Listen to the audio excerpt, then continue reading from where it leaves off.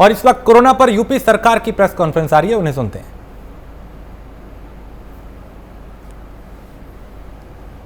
Corona के बारे में कुछ जो आज के डेवलपमेंट्स हैं उसके बारे में आपको जानकारी देना चाह रहा हूं। पहले आज की कुल पॉजिटिव केसेस की संख्या 28,076। ये जो पीक था इसका वो 38,055 है, तो उससे लगभग 10,000 केस कम है। तो ऐसा लगता है कि हम लोग जो पीक था उसके पीछे छोड़ आए हैं। इसी प्रकार से एक्टिव केसेस की संख्या आज की डेट में क्रमिक 2,54,118। ये कल ये संख्या 2,59,844 थी, यानी 5,000 के लगभग एक्टिव मरीजों की संख्या कम हुई है। इसका मतलब ये है कि जो ठीक हो रहे हैं, जो डिस्चार्ज हो रहे हैं हॉस्पिटल से या होम आइसोलेशन से, उनकी संख्या अधिक है और फ्रेश इन्फेक्शंस की संख्या के सापेक्ष। तो कुल जो उपचारित मरीज हैं 11,84,688 मरीजों का इलाज किया जा चुका है और आज लगभग 33,117 मरीज उपचार होकर अपने अपने घरों को चले गए। तो दो चीजें, एक्टिव केसेस जो ट्रेंड है वो मैं पॉइंट आउट करना चाहता हूं और हाईलाइट करना चाहता हूं। एक्टिव केसेस की संख्या 3 लाख जो पीक थी 3,10,783, उससे लगभग 56,000 केसेस कम हो गए हैं और आज की डेट में ये संख्या 2,54,118। इसी प्रकार जो प्रतिदिन इन्फेक्शंस के संक्रमित होने वाले लोग हैं, ये संख्या पीक में पे 38,055 38,055 थी और आज ये घट के 28,076 हो गई। जो टेस्टिंग की व्यवस्था है उस पर भी काफी तेजी की गई है। 2,42,276 टेस्ट आज कल बीते दिन में हुए हैं और उसमें से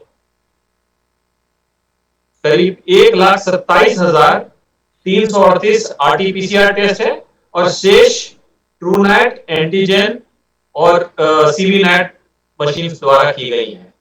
तो आप देखेंगे कि आरटीपीसीआर की संख्या में भी काफी वृद्धि की गई है और हमारा ये प्रयास है कि इसको डबल कर दें। और इस क्रम में मुझे ये भी बताना है आपको कि स्वास्थ्य विभाग ने आरटीपीसीआर टेस्टिंग का जो लक्ष्य था जनपदों का, उसको बढ़ाकर वो पहले 70,000 था, सभी जनपद 70,000 सैंपल्स भेजते थे प्रतिदिन हमारे लैब्स में। अब ये संख्या बढ़ के 1,03,500 कर दी गई, यानी कि लक्ष्य बढ़ा दिया गया है क्योंकि हमने बैकएंड में क्षमता वृद्धि कर ली है। हमने अपने माइक्रोबायोलॉजी लैब्स को मेडिकल कॉलेज में स्ट्रेंथन कर दिया है, तो इसलिए अब हम ज्यादा टेस्ट करने की कैपेसिटी में है। इसलिए लक्ष्य को बढ़ा के 70,000 से बढ़ा के प्रतिदिन 1,03,500 आरटीपीसीआर सैंपल्स का लक्ष्य जनपदों को दे दिया गया है। इसका शासनादेश कल जारी हो गया है। इसके अतिरिक्त मुझे ये बताना है कि जो वैक्सीन की कार्यक्रम है वो यथावत अपनी गति से जारी है। जो कुल मिलाकर अब तक वैक्सीनेटेड लोग हो गए हैं, पहले डोज की 1,08,51,474 और दूसरे डोज जिनको लगी है उनकी संख्या है 26,64,652।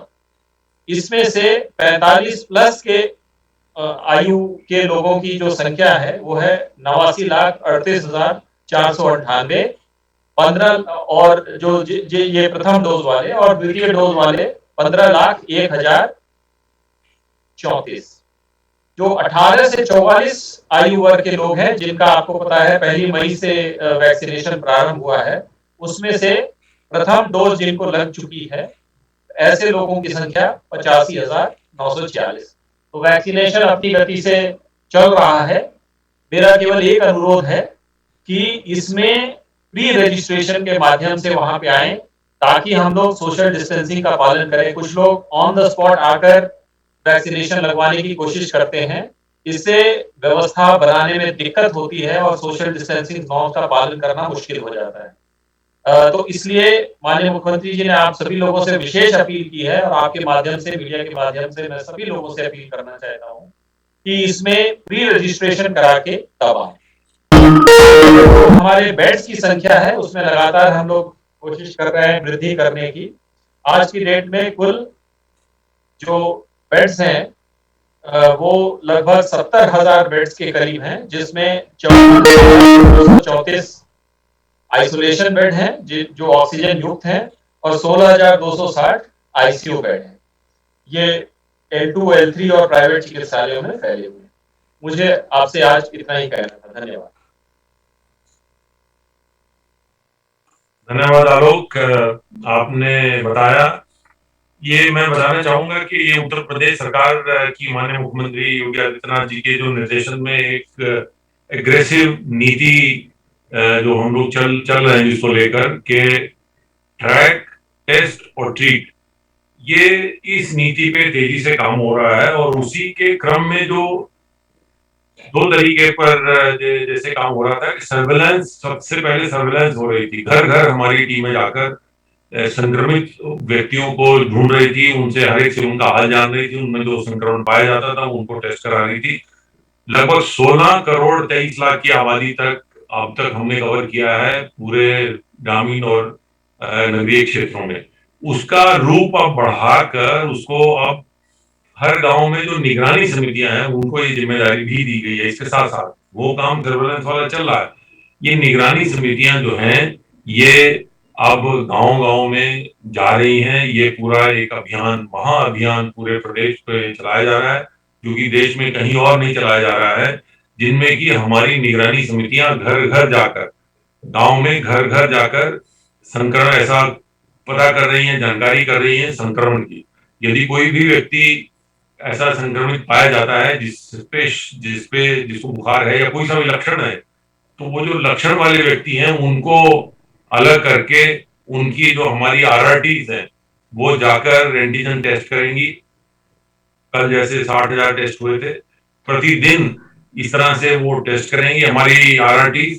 और RRTs के टेस्ट में अगर मान लीजिए RRT में पॉजिटिव पाया जाता है और मान लीजिए RRT में वो नेगेटिव भी आता है और लेकिन उसको लक्षण है, तो उसके लिए अगर घर में वो आइसोलेशन में रह सकता है तो बहुत अच्छा है। अगर घर में आइसोलेशन में नहीं रह सकता है तो उसके लिए गांव में ही जो पंचायत घर है, स्कूल है और सरकारी बिल्डिंग है, वहां पर एक वो आइसोलेशन सेंटर, क्वारंटीन सेंटर बनाने के निर्देश सभी जिलाधिकारियों को दिए गए हैं कि वो साथ साथ ये पूरी गतिविधि साथ साथ चलनी है, ताकि एक बार एक पूरा अभियान चलाकर 100% 97,000 जो हमारे राजस्व गांव हैं उन गांव में एक एक परिवार तक पहुंचकर उनकी लक्षणों के बारे में उनसे जानकारी कर और जो लक्षण युक्त व्यक्ति पाए जाएं उनको मेडिकल किट देकर उनको अगर आइसोलेशन की आवश्यकता है आइसोलेट करके उनको ट्रीट किया जाए, ताकि यदि संक्रमण है भी कहीं पर तो उसको उसी हालत में रोक कर उसका इलाज कराया जाए और बहुमूल्य जानों को भी बचाया जाए और इस बीमारी को ग्रामीण क्षेत्रों में फैलने से भी बचाया जाए। तो ये जो एक ट्रैक, टेस्ट और ट्रीट की जो एक अग्रेसिव नीति प्रदेश सरकार द्वारा अपनाई जा रही है, उसी का ये भी नतीजा है, जैसे अभी आलोक जी ने बताया कि पिछले एक सप्ताह में कुल जो एक्टिव मामले हैं उनमें लगभग 55,000 मामलों में की कमी आई है। और आज भी जैसे 2,40,000 से 2,41,000 टेस्ट हुए हैं और 28,000 नए पॉजिटिव केसेस आए हैं। ये भी दिखाता है कि प्रदेश में जो पॉजिटिविटी रेट है, जो प्रदेश में कोरोना का टेस्ट में पॉजिटिविटी रेट है, वो भी कम होता जा रहा है और अब ये 10% के आसपास रह गया है, जो कि देश में अगर बाकी अन्य प्रदेशों से इसकी तुलना की जाए तो काफी कम है। अन्य कई प्रदेशों में इससे ज्यादा है, लेकिन यहाँ पर काफी कम है, क्योंकि जो हमारा प्रदेश सरकार का होम टू होम सर्वेलेंस अभियान है और अब जो वर्तमान में ग्रामीण क्षेत्रों में निगरानी समितियों और RRT के माध्यम से जो अभियान चलाया जा रहा है, उस अभियान का असर है कि मरीज तो जल्दी पहचान में आ रहे हैं, लक्षण जल्दी पहचान में आ रहे हैं और उनका समय से जो है इलाज कराया जा रहा है। इसके साथ साथ उत्तर प्रदेश बहुत ही कम ऐसे प्रदेशों में से है जहां पर कि 18 से अधिक उम्र वाले लोगों का भी टीकाकरण प्रारंभ कर दिया गया है। जब से प्रारंभ हुआ है लगभग 86,000 जो है वो लोगों को ये टीकाकरण किया गया है।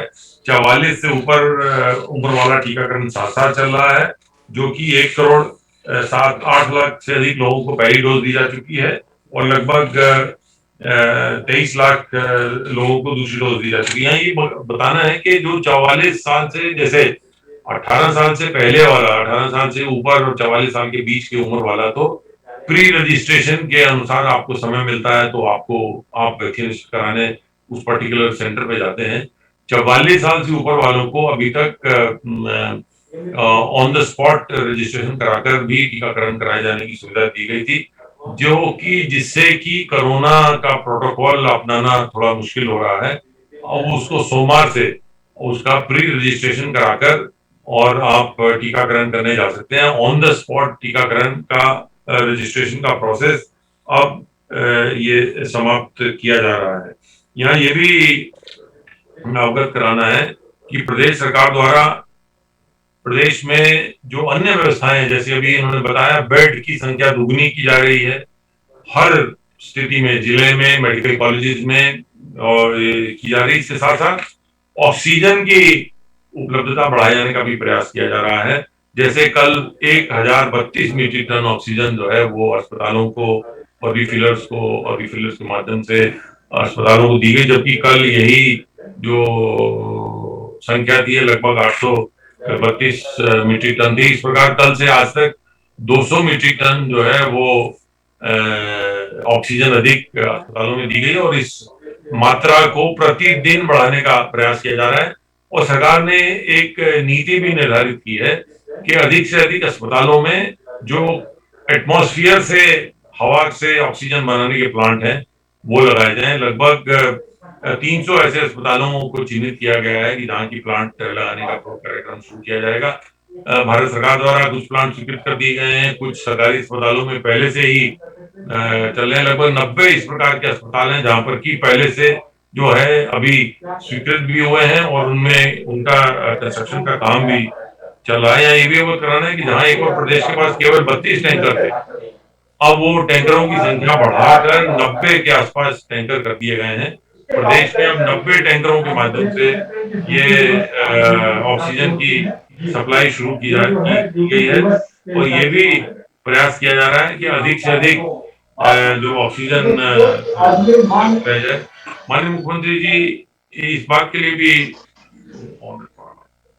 माननीय मुख्यमंत्री जी ने इस बात के लिए भी निर्देश दिए हैं कि जो प्रदेशों में इंटीग्रेटेड कंट्रोल रूम है, हमारे इंटीग्रेटेड कंट्रोल रूम है जो आईसीसी है, उनमें ज्यादा से ज्यादा संख्या में कॉल अटेंड की जा सके, इसलिए कम से कम 10 लाइन जो है उनका सिस्टम होना चाहिए हर आईसीसी पे, ताकि ज्यादा से ज्यादा लोगों को उनको सुना, उनकी समस्याओं को सुन के उनका वहीं पे सॉल्यूशन किया जा सके।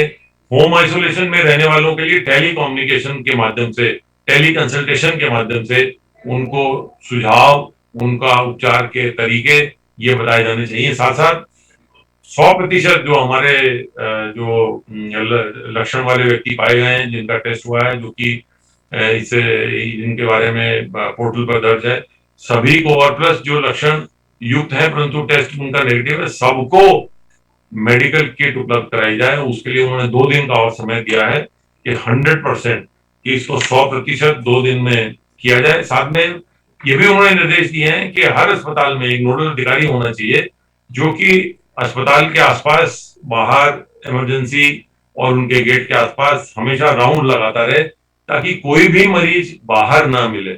जो मरीज बाहर हो उसे तुरंत अस्पताल में बेड दिया जाए, बेड लगाकर उसको ऑक्सीजन की सुविधा दी जाए, उसको तुरंत अटेंड किया जाए। कोई भी मरीज किसी दशा में किसी को भी कोई भी अस्पताल के बाहर जो है उसको न रहना पड़े, उसे तुरंत अस्पताल में दाखिल किया जाए। और इसके साथ साथ एक नोडल अधिकारी होना चाहिए जो कि मरीज के परिजनों से दिन में कम से कम एक बार वार्ता करके उनको मरीज के जो है उनके स्थिति के बारे में जरूर समय समय पर दिन में एक बार फोन करके उपलब्ध कराता रहे। इसके साथ साथ 2 और निर्देश आज दिए गए हैं। वो एक तो सरकारी कर्मचारियों के लिए ये है कि अगर किसी सरकारी कर्मचारी को ऑक्सीजन कंसंट्रेटर खरीदना है वर्तमान परिस्थिति में ऑक्सीजन की उपलब्धता के लिए, उसको अपने घर के लिए, पर्सनल यूज के लिए, तो वो भी रिइंबर्समेंट के नियमों में उसको कर्मचारी को उसकी अनुमति दी जाए और उसको रिइंबर्स किया जाए सरकार की तरफ से। दूसरा उन्होंने ये भी निर्देश दिया है कि सभी दफ्तरों में बीमार, आपके गर्भवती महिलाएं और दिव्यांगजन, इनको कार्यालय में न बुलाया जाए और कार्यालयों में एक समय पे 85% लोगों को बुलाया जाए, परंतु उनकी उपस्थिति इस प्रकार स्टैगर्ड की जाए कि एक समय पे उस दफ्तरों में 1/3 से ज्यादा जो है वो स्टाफ ना रहे। इस प्रकार ये सभी निर्देश माननीय मुख्यमंत्री जी द्वारा आज दिए गए हैं।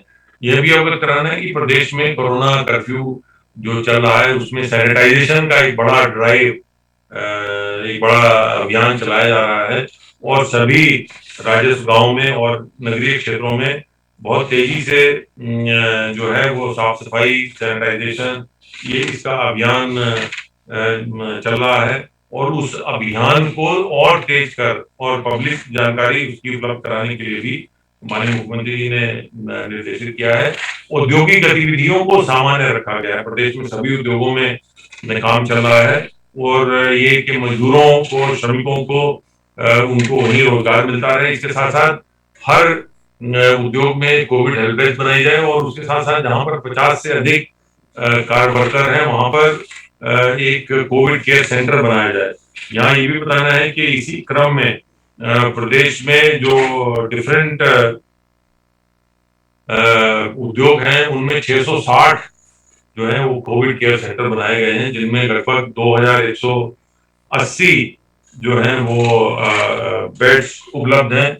ये जो हमारा सैनिटाइजेशन का और सफाई का अभियान है वो 54,000 गाँव में कल चला था, जिसमें 73,000 से अधिक कर्मचारियों ने काम किया। इसी तरह से शहरी क्षेत्र में लगभग 81,000 लोगों ने काम किया और 9,000 से ज्यादा गाड़ियां इसमें लगाई गई और लगभग 10,000 गाँव में फॉगिंग हुई और 5,000 से अधिक इलाकों में, शहरों में